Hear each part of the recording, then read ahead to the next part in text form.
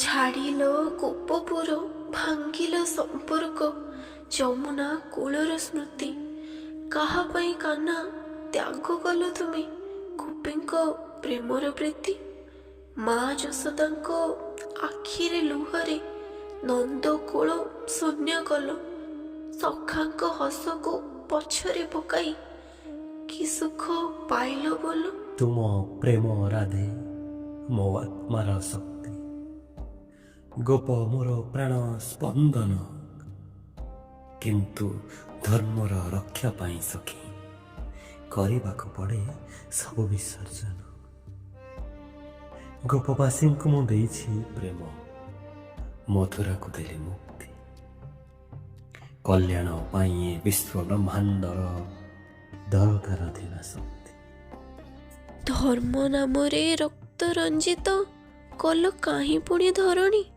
କୁରୁକ୍ଷେତ୍ରର ଭୟଙ୍କର ରଡ଼ି, କଲ୍ୟାଣର କି ଏ ସରଣୀ। ସବୁ ହରାଇଲ କିଛି ନ ପାଇଲ, କାହିଁ ସେ ଗୋପର ବଂଶୀ। ରାଜ ମୁକୁଟ କି ଦେଇପାରେ ସୁଖ, ଯାହା ଦିଏ ତୁମ ହସି। ମହାଭାରତ ସେ ଯୁଦ୍ଧ ନୁହେଁ ସଖୀ, ପାପର ଅନ୍ତର ପାଠ। ଅଧର୍ମ ନାସିଲେ ଧର୍ମ ହସିବ, ଆଉ ଖୋଲିବ ମୁକ୍ତିର କାଠ। ମୁଁ କର୍ତ୍ତା ସାଜିଲି ବିଶ୍ୱ ସମ୍ଭାଳିଲି, କିନ୍ତୁ ମୁଁ ତୁମରି ବନ୍ଧି। ରାଧେ ତୁମେ କୁହ ରାଧେ, ଏତେ ବିରହକୁ ତୁମେ କେମିତି ସହିଲ ଛନ୍ଦି। ତୁମେ ତ ଦୂରେଇ ରହିଲ କୃଷ୍ଣ କର୍ତ୍ତବ୍ୟର ବାହାନାରେ। ମୁଁ ତ ତୁମକୁ ପାଇଛି ସଖା ମୋ ନୀରବ ଅନ୍ତରାଳେ।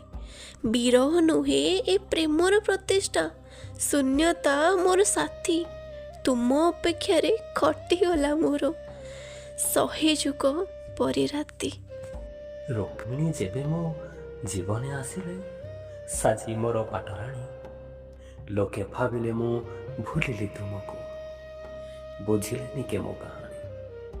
ପ୍ରତିଟି ମୁହୂର୍ତ୍ତେ ରୁକ୍ମିଣୀଙ୍କ ରୂପେ ତୁମକୁ ହିଁ ମୁଁ ଦେଖିଛି। ତୁମରି ନାମକୁ ମୋ ହୃଦୟ ସ୍ପନ୍ଦନେ ତିଳ ତିଳ କରି ଲେଖିଛି।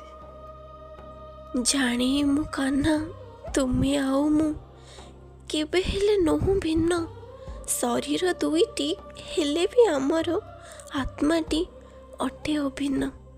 ମୋ ପ୍ରେମ ହିଁ ତୁମ ଶକ୍ତି ସାଜିବ, ଜଗତ ଜାଣିବ ପରେ। କୃଷ୍ଣ ନାମଟି ଅଧୁରା ରହିବ, ରାଧା ନଥିଲେ ଧାରେ।